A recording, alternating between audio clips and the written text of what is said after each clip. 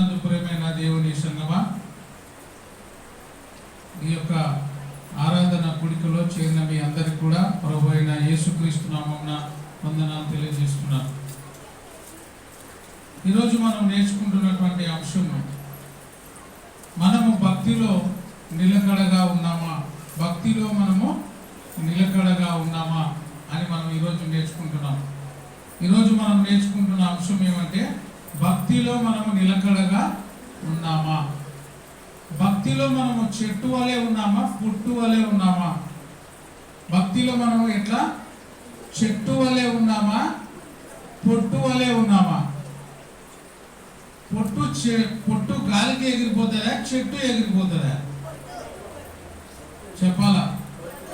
మనము భక్తిలో చెట్టు వలె ఉన్నామా, లేకపోతే పొట్టు వలె ఉన్నామా? పొట్టు ఏమవుతుంది? గాలికి ఎగిరిపోతుంది. చెట్టు గాలికి ఎగరదు. మనం ఎట్లా ఉన్నాం? భక్తిలో చెట్టు వలె ఉన్నామా, లేకపోతే పొట్టు వలె ఎగిరిపోతూ ఉన్నామా? భక్తిలో మనం నిలకడగా ఉన్నామా? ఒకవేళ మనకు మనమే పరిశీలన మనం చేసుకోవాలి. దేవుని మాట చాలా విలువైనది. నేను ఎప్పుడు చెప్తూనే ఉంటా, ఈ లోకంలో మనం ఎక్కడ ఎప్పుడు ఎంత సమయము గడిపినా అది మన జీవితానికి లాభము కానే కాదు. దేవుని సన్నిధిలో గడపడమే ఆశీర్వాదం. క్రైస్తవులుగా కనీసం ఆరాధనలో 1 గంట కూడా మనం గడపలేనటువంటి స్థితిలో ఉన్నామంటే మన భక్తి ఎంత గొప్పదో ఒకసారి మనం చూసుకోవాలి. భక్తిలో ఎట్లున్నాం, మనం భక్తిలో ఏ విధంగా ఉన్నాం, ఎంత ఉన్నామో ఒకసారి మనకు మనమే చూసుకోవాలి. అందుకే పరిశుద్ధ లేఖన భాగంలో చూడండి, హోషేయ గ్రంథము 6వ అధ్యాయం 4వ వచనంలో దేవుడు ఈ విధంగా సెలవిస్తున్నాడు. హోషేయ గ్రంథము 6వ అధ్యాయం 4వ వచనంలో, ఎఫ్రాయిము నిన్ను నేనేమి చేతును, ఎఫ్రాయిము నిన్ను నేనేమి చేతును, యూదా నిన్ను నేను ఏమి చేతును. ఎంత మంచి మాట! ప్రశ్న ఉందా? ప్రశ్న గుర్తు. ఎఫ్రాయిము నేను నిన్ను ఏమి చేతును, యూదా నిన్ను నేను ఏమి చేతును. నేను ఏం చేయాలా? యూదా, ఎఫ్రాయిము నేను ఏం చేయాలి అంటున్నాడు ఆయన. అని చెబుతూ నీ భక్తి ఎట్లుందంటే ఆయన చెప్తున్నాడు, మనల్ని కూడా ఎఫ్రాయిము యూదా అన్న చోట మన పేరు మనం పెట్టుకోవాలి. అక్కడ పర్సనల్గా ఎఫ్రాయిము అంటే నా పేరు నేను పెట్టుకొని అక్కడ చూసుకోవాలి. నేనేం చేయాలి అంటున్నాడు. మన గురించి కూడా దేవుడు ఎప్పుడంటాం ఆ మాట, నేనేం చేయాలి అని ఎప్పుడంటాం? నేనేం చేయాలా? నేను ఇంతగా వీరిని ప్రేమిస్తున్నా, ఇంతగా వీరిని నేను కాపాడుతున్నా, రక్షిస్తున్నా, నేనేం చేయాలి ఇంకా అంటున్నాడు ఆయన. ఎఫ్రాయిము యూదా నేనేం చేయాలా అని చెప్తూ, తెల్లవారగానే కనబడు మేఘము ఎగిరిపోనట్లును, ప్రాతకాలమున పడు మంచు ఆరిపోవునట్లును మీ భక్తి నిలువకపోవును. మీ భక్తి ఎట్లుంది అని చెప్తున్నాడంటే, ఉదయకాలములే అప్పుడప్పుడు చలికాలం వస్తుంటుంది కదా, చలికాలం వచ్చినప్పుడు తెల్లవారుజామున 5-5:30 గంటలకు ఎట్లుంటుంది? ఒక నిర్జనమైన ప్రదేశానికి పోయినామనుకోండి, అప్పుడప్పుడు తెల్లవారుజామున చలికాలంలో బండి నడుపుతున్నప్పుడు ఆ చలి మంచుకి బండి నడపడానికి కూడా వీలు కాదు, దారి కూడా కనపడదు. అంటే మేఘము చేత మంచు చేత ఏమైంటుంది? అది మూసుకొని పోయి ఉంటుంది. దిట్టంగా ఆ మంచుకి కనిపించని స్థితిలో ఉంటుంది. మంచు అంతా కూడా నిండుకొని ఉంటుంది. ఆ 5-5:30 ప్రాంతంలో ఉండేటువంటి ఆ మంచు సమయం అయ్యే కొద్దీ 5:30కి ఉండేటువంటి మంచు 6 గంటలకు ఏమవుతుంది? అట్లే ఉంటుందా? 6 గంటలకి తగ్గిపోతూ వస్తుంది. 6, 6:30, 7 అయినప్పుడు 5:30కు కనిపించిన మంచు అది ఏమవుతుంది?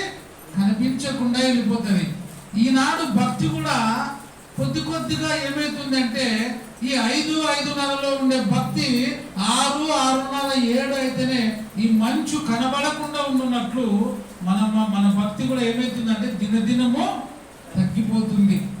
అందుకే ఎఫ్రాయిము యూదా నేనేం చేయాలి? ఎందుకు మీలో ఉండే భక్తి భక్తి తగ్గిపోతుంది. ఎందుకు? దేవునిలో, దేవుని సన్నిధిలో ఉండడానికి మనం ఇష్టపడడం లేదు అని దేవుడు చెప్తున్న మాట చూడండి. ఆ మాటలు చదువుతూ ఏమంటాడంటే, తెల్లవారగానే కనబడు మేఘములు ఎగిరిపోనట్లుగా. తెల్లవారగానే కనిపించే మేఘములు సమయం అయ్యే కొద్దీ ఏమవుతుంది? ఆ మేఘాలు ఎగిరిపోతాయి. మంచు ఎగిరిపోనట్లుగా, ప్రాతకాలమున పడు మంచు ఆరిపోనట్లు మీ భక్తి ఏమైంది?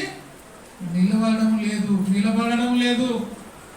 భక్తి తగ్గిపోతుంది. రోజు రోజుకు పాట కూడా పాడలేనటువంటి ఆ స్థితిలోనికి మనం వెళ్ళిపోతున్నాం.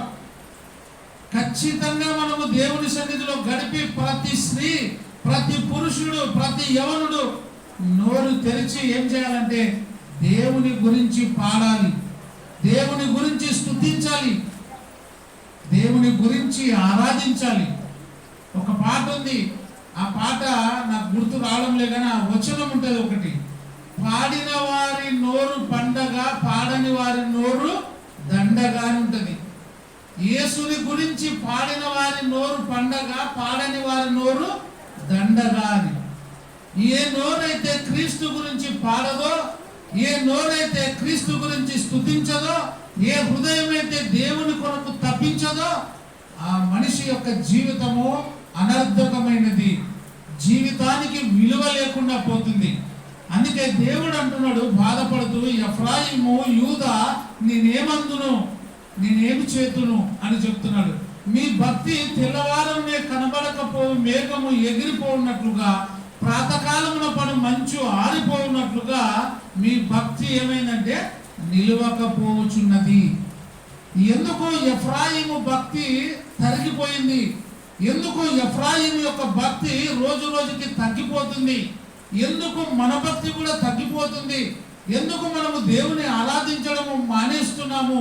దేవుని సన్నిధికి రావడానికి నిర్లక్ష్యము చేస్తున్నామంటే లేఖన భాగము అదే మనకు చెప్తుంది. చూడండి, అదే హోషేయలో 8వ అధ్యాయము 12వ వచనములో చదువుకున్నట్లయితే, హోషేయ గ్రంథము 8వ అధ్యాయము 12వ వచనములో చదివితే, నేను అతని కొరకు నా ధర్మశాస్త్రమును, నేను అతని కొరకు అంటే మనందరి కొరకు దేవుడు తన ధర్మశాస్త్రమును పరిపూర్ణముగా వ్రాయించి, దేవుడు గ్రంథాన్ని ఏం చేసినాడంటే పరిపూర్ణంగా, చాలా పూర్ణంగా దేవుడు ధర్మశాస్త్రాన్ని వ్రాయించి, ఆనాడు ధర్మశాస్త్రం ఉంది, ఈనాడు దేవుడు మనకు పరిశుద్ధ గ్రంథాన్ని చక్కగా వ్రాయించి మన మధ్యలో పెట్టినాడు. పరిశుద్ధ గ్రంథాన్ని, నా కుమారుడా, నా కుమార్తె, నువ్వు పరిశుద్ధ గ్రంథాన్ని ధ్యానించు, పరిశుద్ధ గ్రంథాన్ని విను, పరిశుద్ధ గ్రంథముల గురించిన ఆలోచన నువ్వు కలిగుండు అని దేవుడు చక్కగా ఈ పరిశుద్ధ గ్రంథాన్ని వ్రాయించి నియమించినను వాటిని అతడు అన్యముగా ఎంచెను. ఎట్లా ఎంచినాడు? అన్యముగా అంటే దేవుని యొక్క గ్రంథాన్ని లెక్క చేయలేదు. అన్యముగా అంటే తీసి పాడేసినాడు. లెక్క చేయనటువంటి స్థితిలో ఎఫ్రాయిము ఉన్నాడు. ఈరోజు ఈ గ్రంథము కూడా నీ చేతిలో ఉంది. పరిశుద్ధ గ్రంథము దేవుడు పరిశుద్ధాత్మ ద్వారా అనేక మంది ప్రవక్తల ద్వారా వ్రాయించి అది నీ చేతిలో ఉంచినప్పుడు ఈ గ్రంథాన్ని మనం ఏం చేస్తున్నామంటే అన్యముగా భావిస్తున్నాం.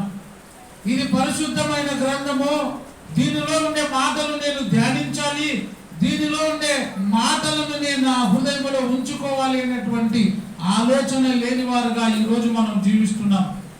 అందుకే ఎఫ్రాయిము భక్తి ఎందుకు తగ్గిపోయిందంటే, ఎఫ్రాయిము కోసము, మన కోసము, మనందరి కోసము దేవుడు ధర్మశాస్త్రమును పూర్ణముగా వ్రాయించి నియమించి వాటిని మనకిస్తే అతడు ఎట్లా ఎంచినారంటే అన్యముగా ఎంచినాం.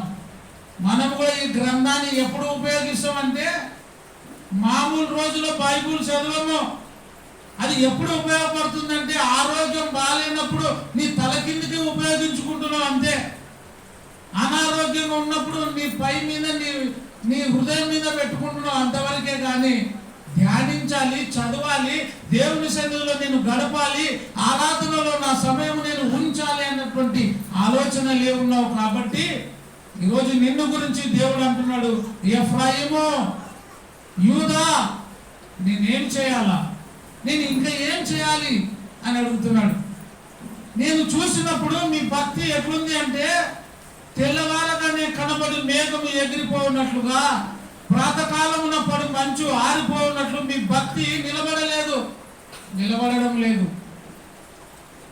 ఎందుకంటే అన్యముగా మీరు ఎంచుచున్నారు ధర్మశాస్త్రాన్ని, పరిశుద్ధ గ్రంథాన్ని మీరు కేర్ చేయడం లేదు, లెక్క చేయడం లేదు. అందుకే భక్తి తగ్గిపోతుంది.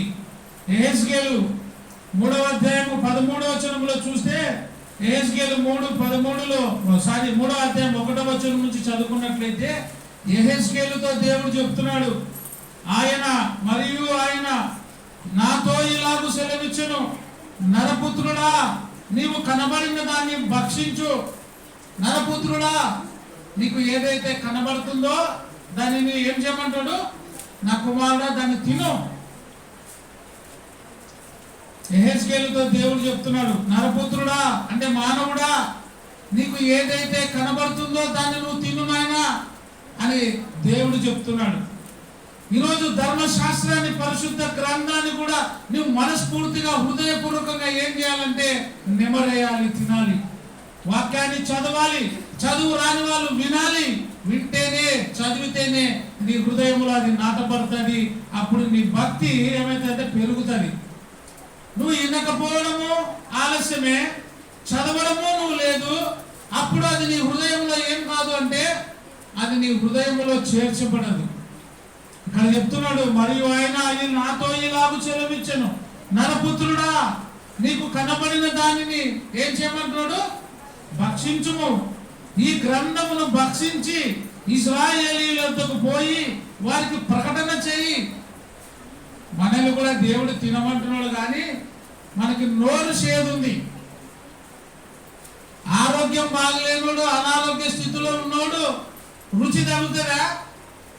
ఈరోజు నీ హృదయం కూడా రోగముతో నిండింది, నీ మనసు రోగముతో ఉంది, నీ మనసు, నీ శరీరము అనారోగ్యముతో ఉంది. అందుకే నువ్వు ఎంత తిన్నా అది నీకు ఎట్లుంటది, ఆరోగ్యం బాగలేనిది ఎట్లుంటది, నువ్వు ఏం పెట్టినా తీయ ఉంటది కదా. మనం అంటుంటాం, బా ఏం చేసినా నోరు చేదుంది అంటాం. ఎప్పుడు చేదైతే నోరు, ప్రాణం బాగలేకపోతే చేదైతుంది.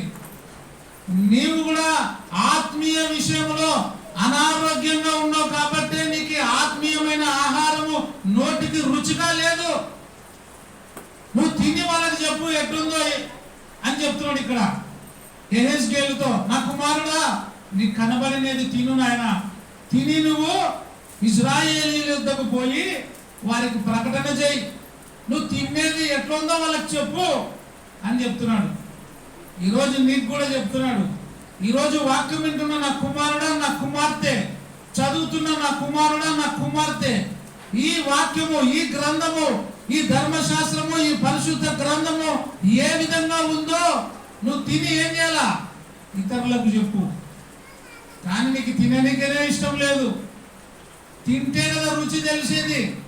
ఈ పరిశుద్ధ గ్రంథము విలువ తెలిసిన ఏ స్త్రీ అయినా, ఏ పురుషుడైనా కూడా ఎప్పుడు నిర్లక్ష్యం చేయడు. వాక్యం కోసం ఎప్పుడు ఆరాటపడతాడు. ప్రతి ఆదివారము, ప్రతి శుక్రవారము, ప్రతి శనివారము, లేదంటే నేను దివారాత్రములు నా దేవుని వాక్యము నా హృదయంలో నేను పెట్టుకోవాలి అన్న ఆశ నీ హృదయంలో ఉంటుంది. లేకపోతే నీకు అది రుచిగా ఉండదు, అది నీకు చేదే. ఇక్కడ నా కుమారుడా, నువ్వు తిని వారికి ప్రకటన చేయము అని యెహెజ్కేలుకు చెప్పినప్పుడు యెహెజ్కేలు అంటున్నాడు, నేను నోరు తెరవగా ఆయన ఆ గ్రంథమును నాకు తినిపించి, నరపుత్రుడా, నేనిచ్చు ఈ గ్రంథమును ఆహారముగా తీసుకొని కడుపు నింపుకో. ఏమంటున్నాడు, నేనిచ్చి గ్రంథమును నువ్వు తిని ఆహారముగా తిని ఏమంటాడు, కడుపు నింపుకో. మనము దేనితో కడుపు నింపుకుంటాం? ఇహలోక సంబంధమైన వాటి కోసము మనం పారాడుతూ ఉంటాం. నీ కడుపే నీకు దేవుడుగా నువ్వు ఎంచుకుంటున్నావు. ఈ శరీర సంబంధమైన వాటిని తినడానికి కడుపును ఉపయోగించుకుంటున్నాం. ఇక్కడ దేవుడు ఏమని చెప్తాడు, నా కుమారుడా, ఈ గ్రంథాన్ని తిను, దీని తిని ఆహారముగా నీ కడుపు నింపుకో. నీ కడుపు నిండుతుందా? అసలు నీకు రుచి తెలుస్తుందా? వాక్యము రుచి.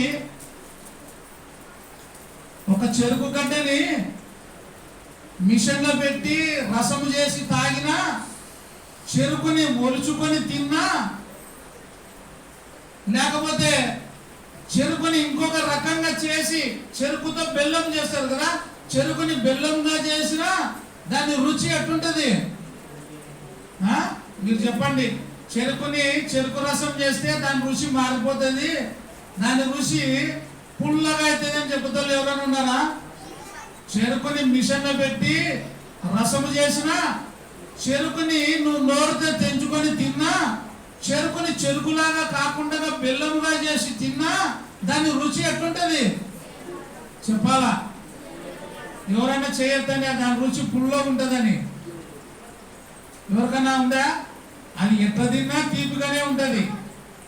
మరి నీవు దేవుని సన్నిధికి వస్తున్నావు, దాని రుచి నీకు ఎందుకు తెలియడం లేదు? పరిశుద్ధ గ్రంథం యొక్క రుచి నీకు తెలిస్తే దాన్ని నువ్వు వదిలిపెట్టవు. ఇక్కడ అంటాడు, నా కుమారుడా, నీవు ఆ గ్రంథాన్ని ఆహారముగా తిని కడుపు నింపుకోమని నాతో సెలవీయగా నేను దాన్ని భక్షించి తిని, నేను ఏం చేసినా దాన్ని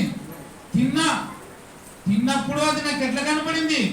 అది నా నోటికి తేనె వలె మధురంగా కనబడింది. ఎట్లా కనబడింది? ఎట్లా కనబడింది? తేనె వలె మధురంగా కనబడింది. పిల్లలు సెర్లాక్ని నీళ్ళలో పెట్టి తిన్నా, లేకపోతే పొడిగా పెట్టినా దానికోసము పరిగెత్తుతారు. ఎందుకంటే దాని రుచి తెలుసు కాబట్టి. తెలుసా లేదా?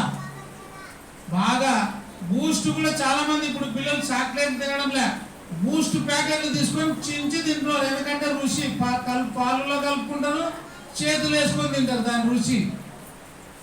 నీవు ఒక క్రైస్తవునిగా, దేవుని పిల్లోనిగా, దేవుని కుమార్తెగా, ఆయన రక్తం పంచుకొని పుట్టిన బిడ్డగా దాని రుచి నీకు తెలుసాలి. దాని రుచి నీకు ఎట్లా తగలాలా? ఏస్కేల్కి ఎట్లా తగిలింది రుచి? తేనె వలె మధురముగా ఉంది. ఈరోజు నీకు ఎట్లా ఉంది దేవుని వాక్యము? నీ నోటికి చేదుగా ఉందా? నీ నోటికి వాక్యము తినాలని లేదా?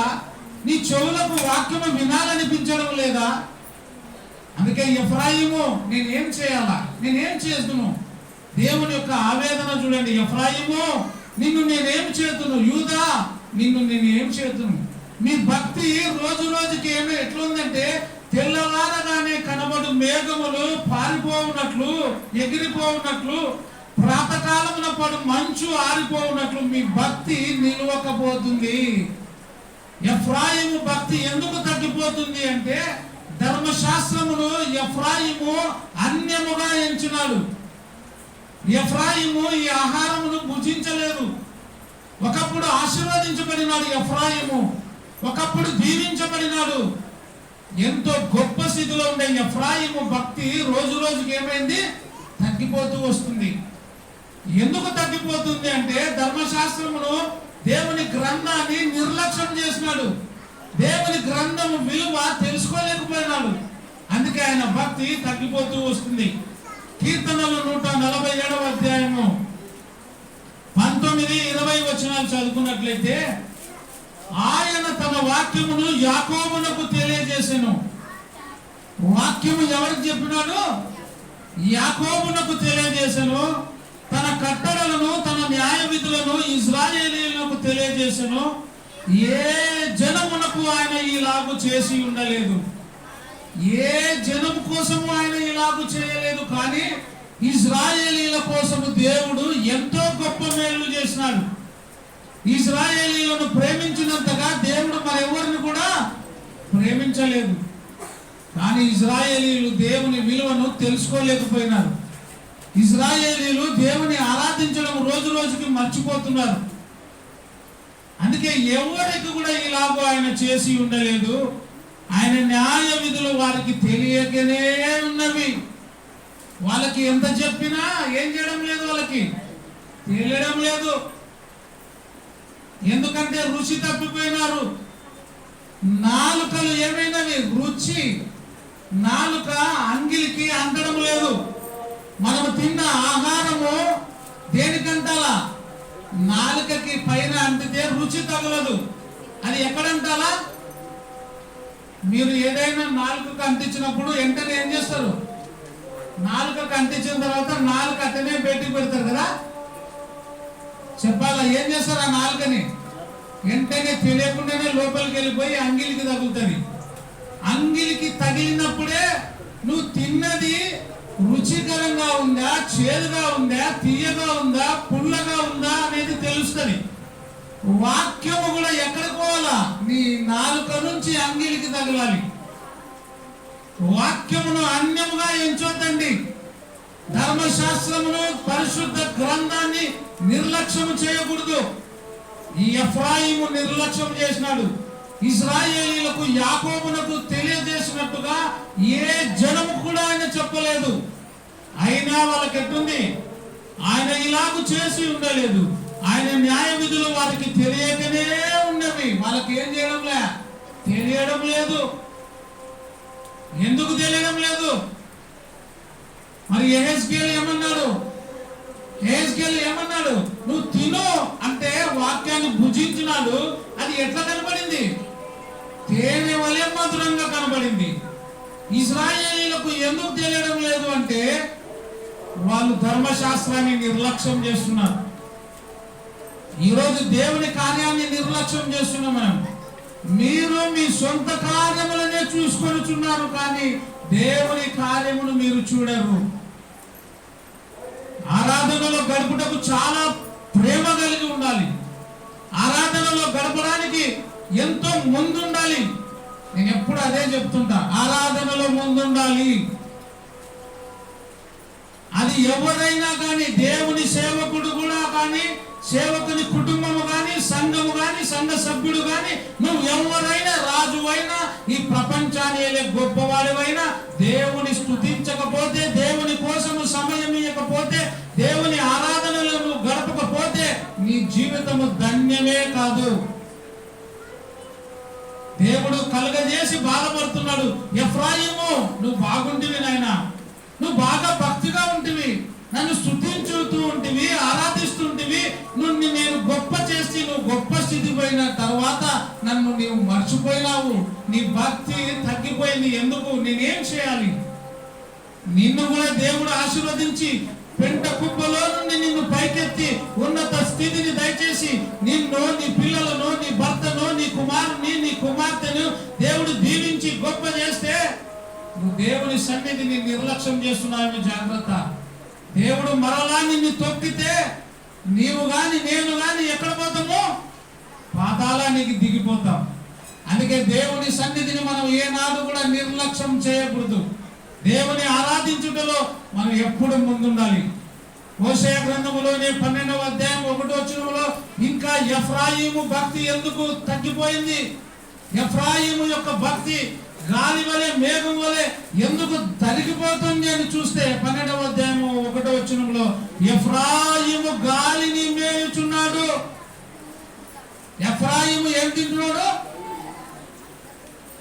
జంతువులు ఏం తింటాయి? మేక ఏం తింటది? మేక, గొర్రె. చెప్పాలా? అడిగినా కానీ జవాబు చెప్పండి. మేక, గొర్రె ఏం తింటది? గడ్డి తింటది. సింహము మాంసం తింటది. మనిషి అంటేనే ఆలోచిస్తున్నాం. మనిషి ఏం తింటాడు? గడ్డి తిన్నాడు, మాంసం తింటాడు, గడ్డి కూడా తింటాం మనం. ఏమంటే వండుకొని తింటాం. మనుషులు కూడా గడ్డి తింటాం. తింటామా తినమా? గోంగూర యాది ఆకే. ఇంకా ఏం చేసినా ఈరోజు పాలకూర, గోంగూర, మెంతకూర, అన్ని కూరలు ఆకుకూరలే అన్ని తింటున్నాం మనం కూడా. గడ్డి కూడా తింటున్నాం. ఏమంటే అవి వండుకో, మనం వండుకుంటాం. మాంసం కూడా తింటున్నాం. అన్ని జాతులు, అన్ని లక్షణాలు మనకే ఉన్నాయి. కానీ ఎఫ్రాయిము మాంసం తిన్నాడు అని లేదు, ఇలా గడ్డి తిన్నాడు అని లేదు. ఏం వేస్తున్నాడంట? గాలి తింటున్నాడు ఎఫ్రాయిము. మరి నువ్వేం తింటున్నావు? గాలి తింటున్నావా? ఎఫ్రాయిము గాలిని మేయుచున్నాడు, తూర్పు గాలిని వెంటాడుచున్నాడు, మానక దినమెల్లక అబద్ధమాడుచు బలాత్కారము చేయుచున్నాడు. ఎఫ్రాయిము, నువ్వు ఏం తినాలి నాయనా? గ్రంథాన్ని దేవుడు ఇచ్చినాడు, గ్రంథము మేయనైనా, పరిశుద్ధ గ్రంథము తిను. గ్రంథాన్ని నిర్లక్ష్యం చేస్తున్నారు. నా కుమారుడా, నేను ఏం చేయాలా అంటున్నాడైనా. నీవు గ్రంథము తినకుండా, నీ చేతిలో ఉండే పరిశుద్ధ గ్రంథము ధ్యానించకుండా ఈ ఎఫ్రాయిము ఏం చేస్తున్నాడు? మేయడం అంటే అర్థమేమి? మన భాషలో తినడం అంటాము, పశువుల భాషలో మేయడము అన్న ఒకటే, తినడం అన్న ఒకటే. ఈ ఎఫ్రాయిము బైబుల్ తినడంలే. యెహెజ్కేలు తిన్నాడు. యెహెజ్కేలు పరిశుద్ధ గ్రంథాన్ని ఆహారంగా తిను అన్నప్పుడు ఆయన తిని ఏమన్నాడు? తేనె వలె మధురంగా ఉంది అన్నాడు. కానీ ఎఫ్రాయిము గాలిని మేస్తున్నాడు, తూర్పు గాలిని వెంటాడుచున్నాడు, మానక దినమెల్లా అబద్ధమాడుచు బలాత్కారము చేయుచున్నాడు. గాలిని వేస్తున్నాడు అంటే గాలిగా తిరుగుతున్నాడు అని, గాలి మాటలు ఆడుకుంటూ తిరుగుతున్నాడు. మనం కూడా గాలి మాటలు ఎక్కువ చెప్పుకుంటాం కానీ దేవుని మాటలు చెప్పుకున్నాం. గాలి మాటలకు సమయం ఇస్తాం కానీ దేవుని మాటలకు ఇయ్యం. న్యూస్ పేపర్ చదివినట్టుగా బైబుల్ చదవం, నవలలు చదివినట్టుగా దేవుని వాక్యం చదవం. వసుంధర పేపర్ చదివినట్ట ఒక ఆయన వస్తాడు రోజు మా దగ్గరికి. ఈనాడు పేపర్ తీసుకొని వసుంధర సినిమాలు చూస్తుంటాడు రోజు. అది చూసినంతగా వేరే చూడరు చాలా మంది. కొంతమంది ఆదివారం పుస్తకంలో అవి ఉంటాయి, ఏమంటే పజిల్ ఆడతారు బాగా. నిన్న ఒక మరలి పెళ్లికి పోయినాము నందికోట్కూరుకి. యవనస్తుల పిల్లలు దాదాపు 12:30 ఒకటి అయింది. సెల్లులు అందరు గ్రూప్ కూర్చున్నారు. ఏం చేస్తున్నారు అంటే అది ఏదో ఆట ఉందంట. అది జూడోనా? బాగా తెలుసు. అది ఆడుతున్నారు పిల్లలు. దీనికి ఉన్నంతగా దేవుని వాక్యం ధ్యానించాం. మనం మీటింగ్ పెట్టినంతగా దేవుని వాక్యం మాట్లాడడం. ఇద్దరు ఆడవాళ్ళు కూర్చున్నారంటే ఎక్కువ బయటకు సంభాషణ ఉంటుంది, దేవుని మాట ఉండదు. ఇద్దరు పురుషులు కూర్చున్నారంటే బయట సంభాషణ ఉంటుంది. అన్ని గాలి మాటలే, దేవుని మాట ఉండదు. గాలి మాటలకు సమయం ఇస్తాం కానీ దేవుని మాటకు సమయం ఇవ్వం. గాలి మాటలు మాట్లాడడానికి గ్రూప్ గా కూర్చుంటాం కానీ దేవుని సన్నిధికి గ్రూప్ గా రాం. అందుకే ఈ ఎఫ్రాయిము ఏం వేస్తున్నాడంట? నేను చెప్పడం ఎవరికి వేస్తున్నాడంట? ఎఫ్రాయిము ఏం వేస్తున్నాడు? గాలిని. దేవుడు ఏం తినమన్నాడు? గాలి తినమన్నాడు అన్నాడా? ఏం తినమన్నాడు?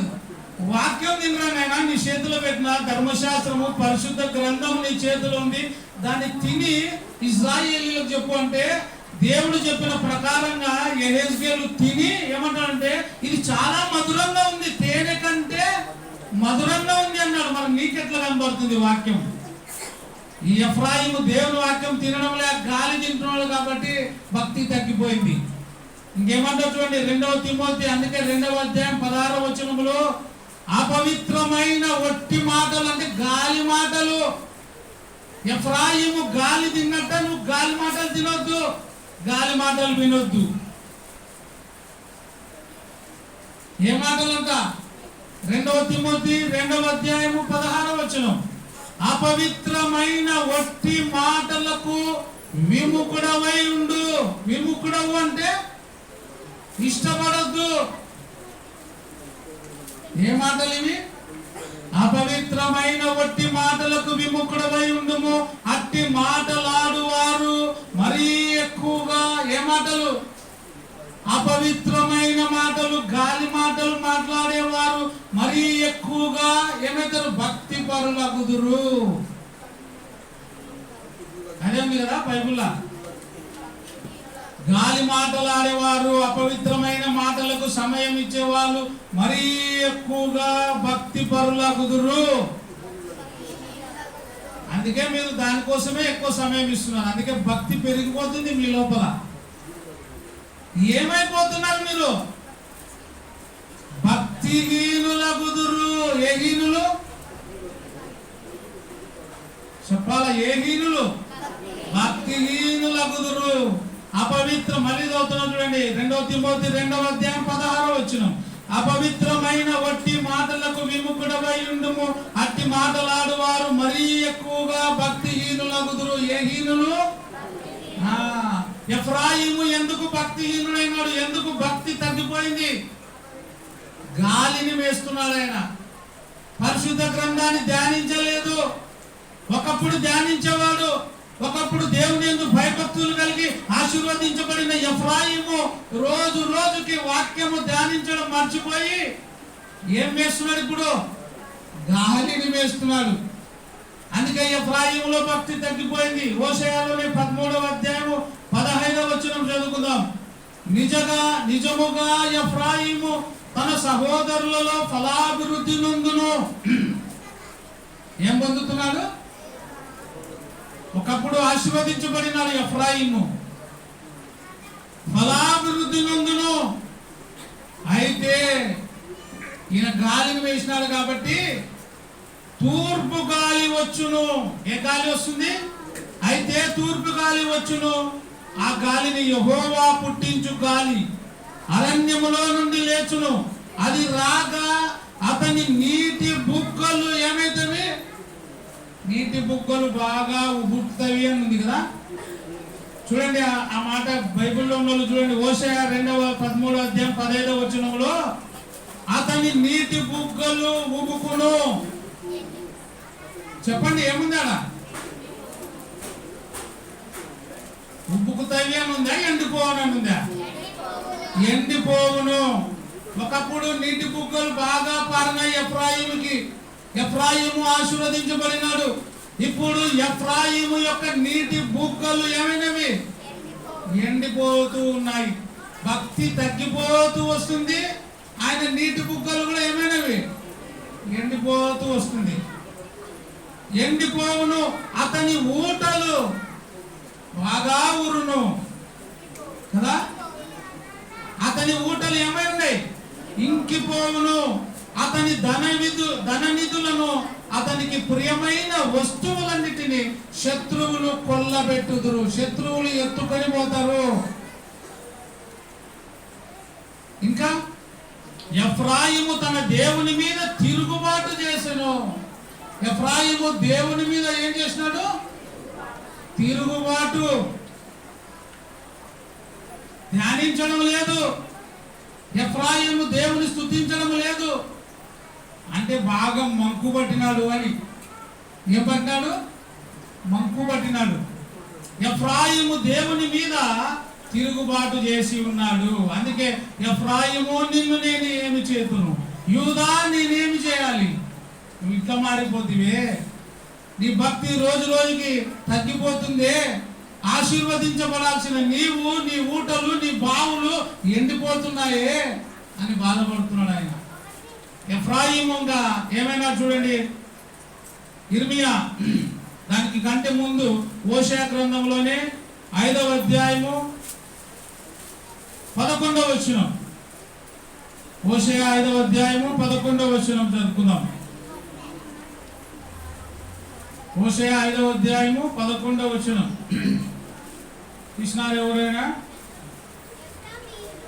కొంచెం గట్టిగా చదవాలమ్మా, నాకు వినపడాల. ఎఫ్రాయిమీలు ఏ పద్ధతి?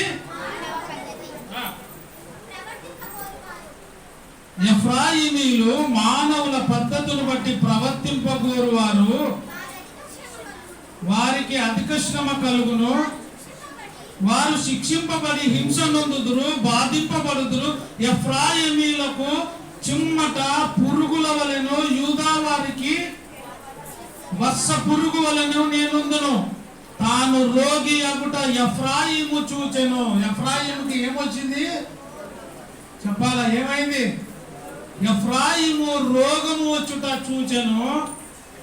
అతడు ఎఫ్రాయిము అష్షూరీయుల యుద్ధకు పోయాను. అప్పుడు ఎఫ్రాయిము ఎక్కడికి పోయినాడు? దేవుని దగ్గర పోయినాడా?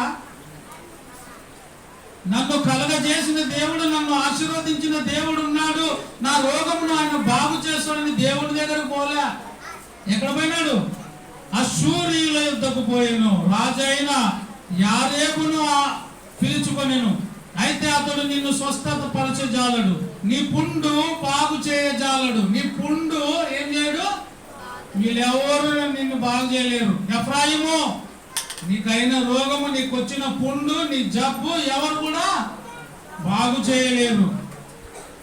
ఏలైనగా ఎఫ్రాయిము మీలకు సింహము వంటి వాడుగాను, యూదా వారికి కొదమ సింహము వంటి వాడుగాను నేనుందును.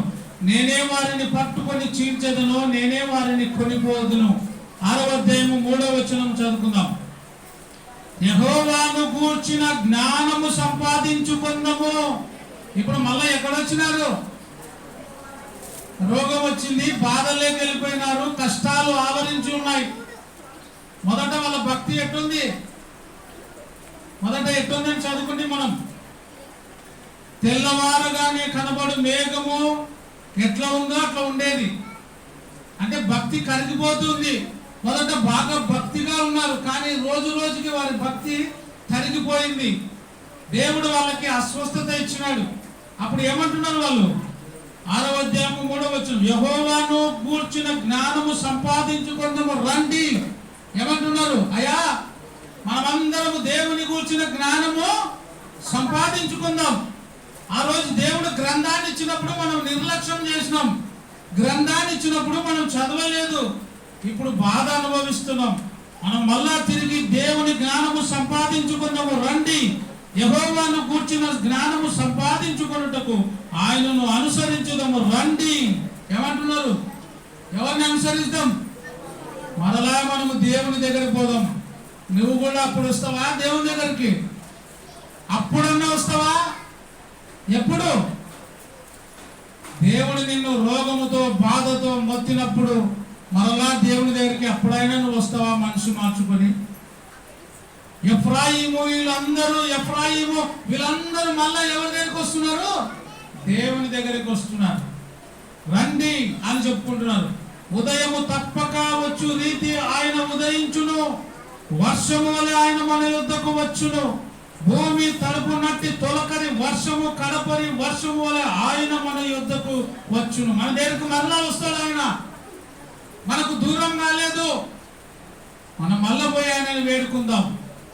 ఈరోజు నువ్వు కూడా నిర్లక్ష్యం చేస్తున్నట్టయితే, ఆరాధనకు రాకున్నట్లయితే, దేవుని సన్నిధి నిర్లక్ష్యం చేస్తున్నట్టయితే, గాలి మాటలకు నువ్వు విలువిస్తున్నట్టయితే గాలి మాటలు ఆపేసాయి. దేవుని దగ్గరికి రా. దేవుని సన్నిధికి వచ్చి విలువైన మాటలు వినుటకు, నీ ఆత్మను దేవుని సన్నిధిలో గడుపుటకు నువ్వు సమయాన్ని కేటాయించు. అప్పుడు దేవుడు నీ విషయంలో పశ్చాత్తాపపడతాడు. ఎఫ్రాయిమును గురించి, ఎఫ్రాయిమును ఇబ్బంది పెట్టినప్పుడు దేవుడు ఎంత బాధపడినాడు తెలుసా? ఎఫ్రాయిము మరలా దేవుడి దగ్గరకు వచ్చి వేడుకున్నప్పుడు దేవుడు అంటున్నాడు, చూడండి ఎంత మంచి మాట. దేవుడు చాలా గొప్పవాడు, కరుణామయుడు ఆయన. ఇర్మియా గ్రంథము 31వ అధ్యాయము, ఇర్మియా 31. నీవు కూడా నిజంగా నీ మనస్ఫూర్తిగా నిన్ను నీవే పరిశీలన చేసుకో. ఆరాధన జరుగుతున్నప్పుడు నువ్వు ఎక్కడ ఉంటున్నావు? నీకు ఇక్కడ పాట పడుతున్నప్పుడు, పాట వినిపిస్తున్నప్పుడు దేవుని భయం నీకు రాదా? నేను దేవుని సన్నిధిలో ఉండాలి అనే ఆలోచన నీకు రాదా? ఎఫ్రాయిము గాలిని వేసినట్టు నువ్వు గాలి మాటలకే విలువిస్తావా? దేవుని సన్నిధిలోకి రావాలని అనిపించదా నీకు? నువ్వు ఇప్పటి నుంచైనా మనసు మార్చుకొని దేవుని సన్నిధిలోకి వచ్చి, ఎఫ్రాయిము దేవుని దగ్గరికి వెళుదాము రండి, దేవుని గురించిన జ్ఞానము నేర్చుకుందామని చెప్పి తిరిగినప్పుడు దేవుడు చాలా సంతోషపడుతున్నాడు. నీవు కూడా దేవుని ఆరాధనలో గడుపుటకు వస్తే నిన్ను చూసి కూడా దేవుడు సంతోషపడతాడు. చూడండి, ఇర్మియా 31వ అధ్యాయం 18వ వచనం నుంచి చదువుకుందాం. నేను తిరిగిన తరువాత పశ్చాత్తాపపడితిని, నేను సంగతి తెలుసుకొని.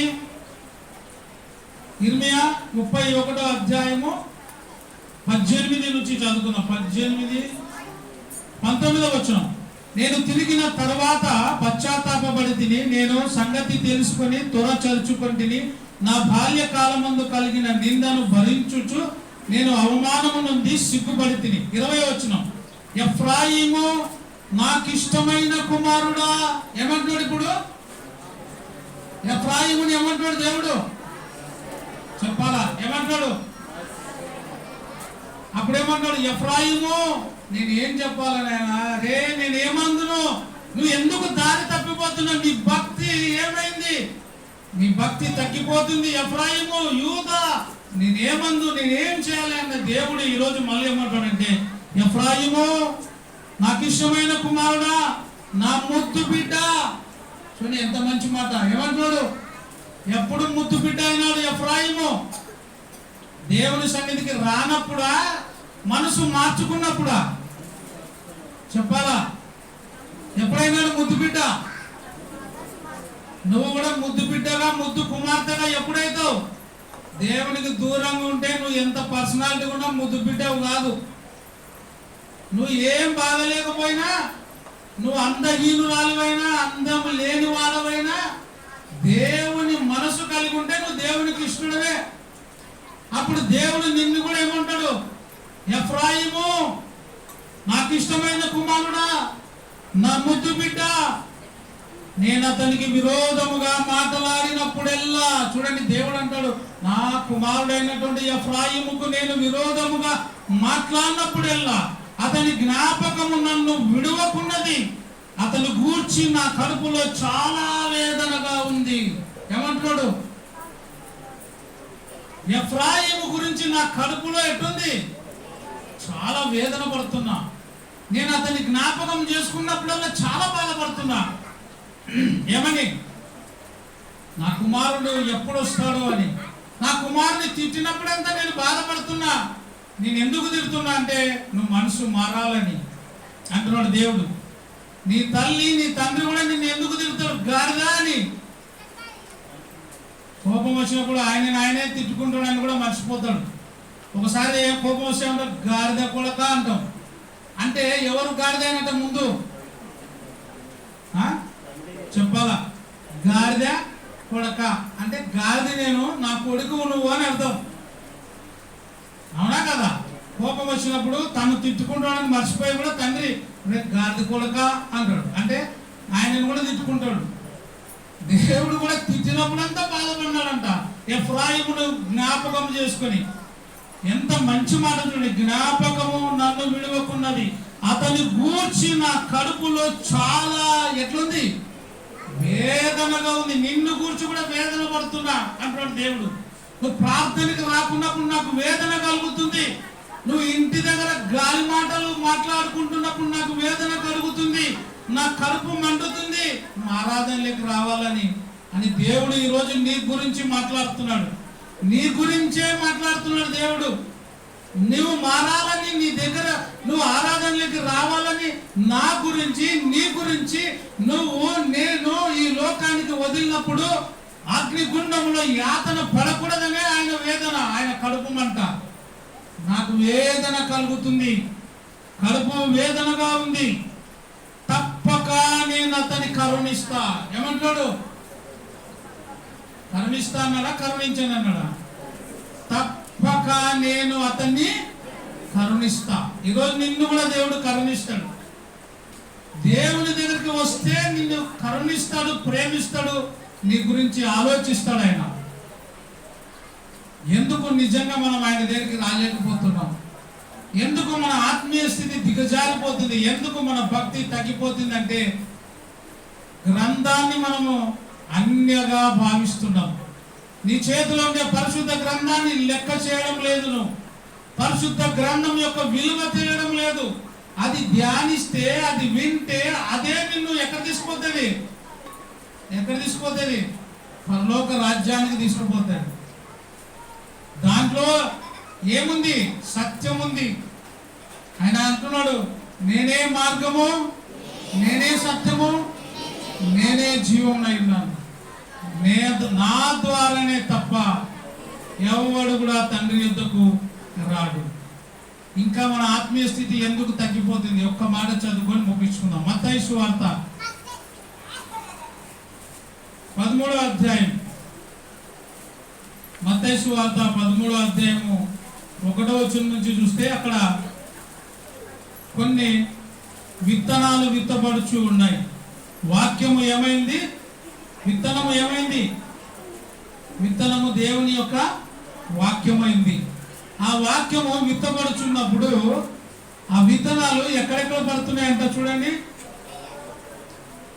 ఎట్లనగా ఇదిగో విత్తువాడు విత్తుటకు బయలువెళ్ళెను, వాడు విత్తుచుండగా కొన్ని విత్తనములు త్రోవ పక్కలో పడెను, పక్షులు వచ్చి వాటిని మృంగి వేసెను. కొన్ని చాలా మన్ను లేని రాతి నేలను పడెను, అక్కడ మన్ను లోతుగా ఉండనందున అవి వెంటనే మొలిచెను, కానీ సూర్యుడు ఉదయించినప్పుడు అవి మాడి వేరు లేనందున ఎండిపోయిను. కొన్ని ముండ్ల పొదలలో పడెను, ముండ్ల పొదలు ఎదిగి వాటిని అణిచివేసెను. కొన్ని మంచి నేలను పడి ఒకటి 100 ఒకటి 60 ఒకటి 30 ఫలించెను అని చెబుతూ ఏమంటాడు? అందరు చెప్పాలి ఆ మాట. మత్తయి సువార్త 13వ అధ్యాయము 9వ వచనం అందరూ చదువుతాం. మత్తయి సువార్త 13వ అధ్యాయము 9వ వచనం అందరూ ఒకటేసారి చదవండి. 1 2 3. ఎవరు? చెవులు గలవాడు వినుగాక.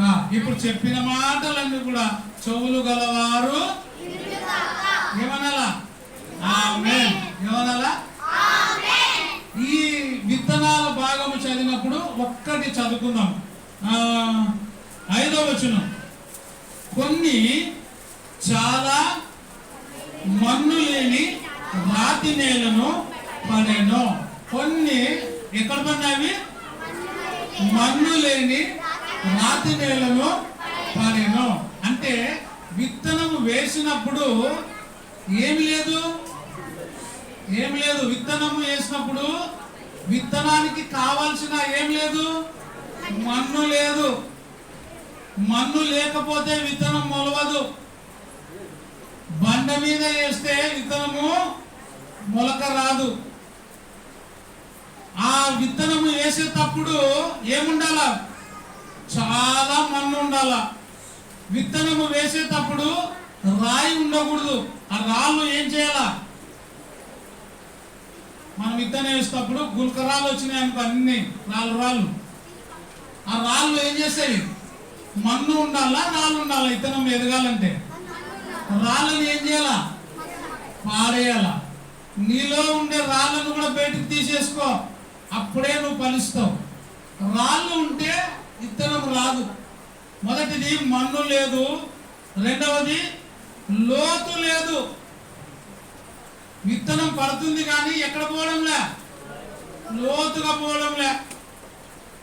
ఇంత దోయినామంతే, విత్తనం వేసినాం, వస్తుందా? రాదు. మన్ను బాగా ఉండాలా. విత్తనం వేసినప్పుడు లోతు ఉండాలా. లోతు లేదు. మన ఆత్మీయ జీవితానికి మన్ను లేదు. రెండవది లోతు లేదు.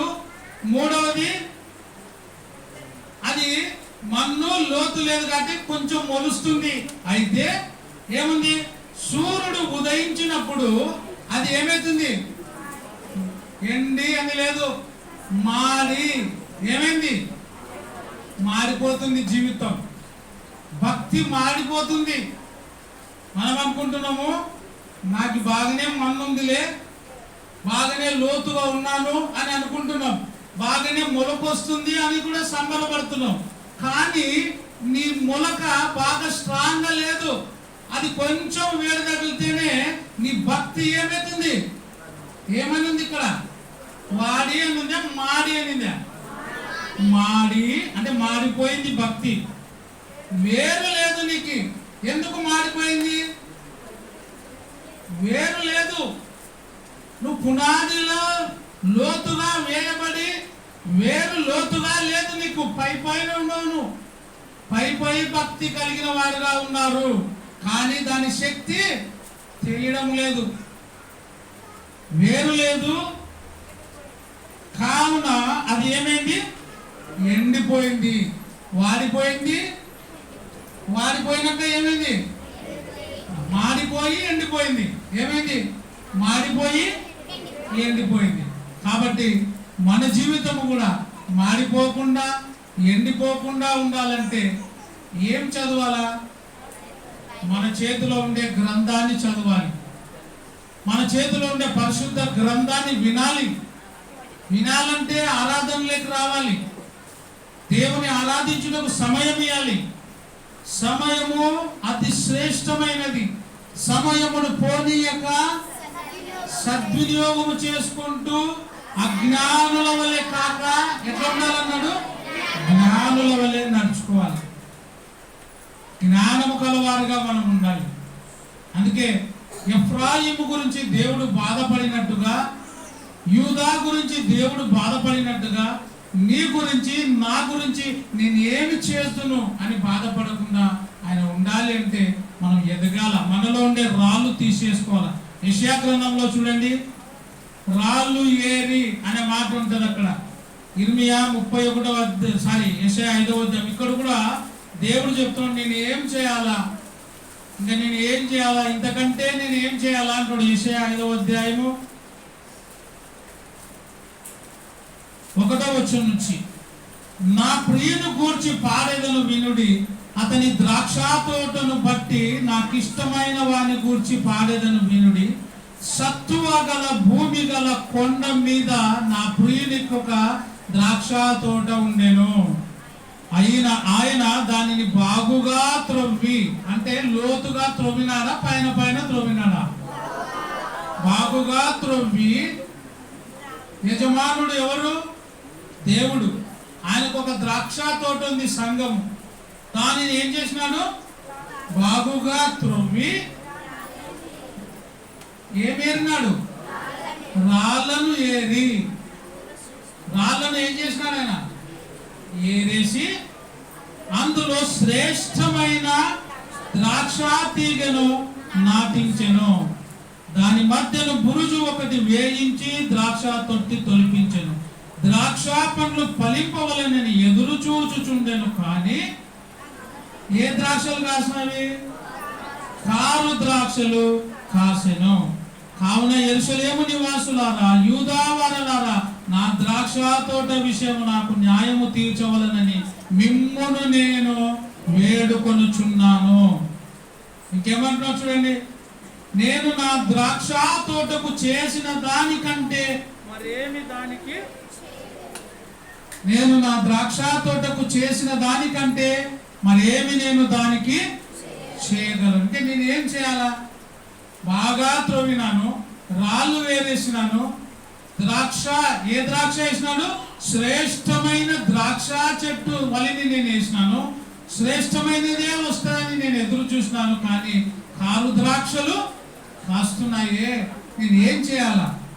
నేను ఎంతో ప్రయాసపడినా, ఎంతో కష్టపడినా, రాళ్ళు ఏరేసిన, కానీ ఏమొస్తున్నాయి? కారు ద్రాక్షలు వస్తున్నాయి. కారు ద్రాక్షలు వస్తున్నాయి అంటున్నాడు ఆయన. నేను నా ద్రాక్ష తోటకు సౌండ్ పెట్టు, నేను నా ద్రాక్ష తోటకు చేసిన దానికంటే మరేమి దానికి చేయగలను? అది ద్రాక్ష పండ్లు కాయునని నేను కనిపెట్టినప్పుడు అది ఏ ద్రాక్షలు కాసింది? కారు ద్రాక్షలు. అది కారు ద్రాక్షలు కాయుటకు, అది కారు ద్రాక్షలు కాయుటకు ఏమంటాడు? కారణమేమి? Question mark. అది కారు ద్రాక్షలు కాయుటకు కారణము ఏమి? ఇంకా ఆలోచించుడి, నేను నా ద్రాక్ష తోటకు చేయబోవు కార్యములను మీకు తెలియజెప్పేదను. ఈ ద్రాక్ష తోట ఏమైందంట? 7వ వచనం, ఇజ్రాయేలు వంశము సైన్యములకు అధిపతియగు యెహోవా ద్రాక్ష తోట. ఇజ్రాయేలీలు ఎవరు అంటే దేవుని ద్రాక్ష తోట. దేవుని పిల్లలైనటువంటి ఇజ్రాయేలీలు దేవుని యొక్క ద్రాక్ష తోట. ఆ ఇజ్రాయేలీలు బాగా ఫలించాలని, అభివృద్ధి చెందాలని దేవుడు కోరుకుంటూ ఉంటే కారు ద్రాక్షలు కాస్తూ వచ్చినాయి. కాబట్టి ఆయన మనసులో బాధపడినాడు. ప్రియమైన దేవుని సంగమా, నీవు నేను కూడా ఫలించకపోవడానికి కారణం ఏమో, భక్తిలో పడిపోవడానికి కారణం ఏమో తెలుసుకోవాలి. ఇప్పుడు రాతి నేలలో పడినటువంటి విత్తనము మొలకపోవడానికి కారణం ఏమి? రాళ్ళు ఉన్నాయి కాబట్టి ఆ రాళ్ళు ఏం చేయాలా? పాడేయాల. కాబట్టి నీలో కూడా భక్తి తగ్గిపోవడానికి కారణమేమో, దేవుని సన్నిధికి రాకపోవడానికి కారణమేమో నిన్ను నీవే తెలుసుకొని నీలో ఉండే రాళ్ళను బయటికి తీసివేసి నీవు బాగా ఫలించాలనే దేవుడు కోరుకుంటున్నాడు. ఎఫ్రాయిమును క్షమించిన దేవుడు, ఎఫ్రాయిమును తప్పగా దీవించినటువంటి దేవుడు నిన్ను నన్ను కూడా ఏం చేస్తాడు? తప్పక దీవించి ఆశీర్వదిస్తాడు. తప్పకుండా నిన్ను దేవుని దగ్గరకు వచ్చి ప్రాధేయపడితే, ఆయన సన్నిధిలో గడిపితే 30 60 100 దేవుడు ఆశీర్వదిస్తాడని వాక్య భాగం ద్వారా తెలియజేస్తూ ముగిస్తున్నాను. అందరికీ వందనాలు. Thank you.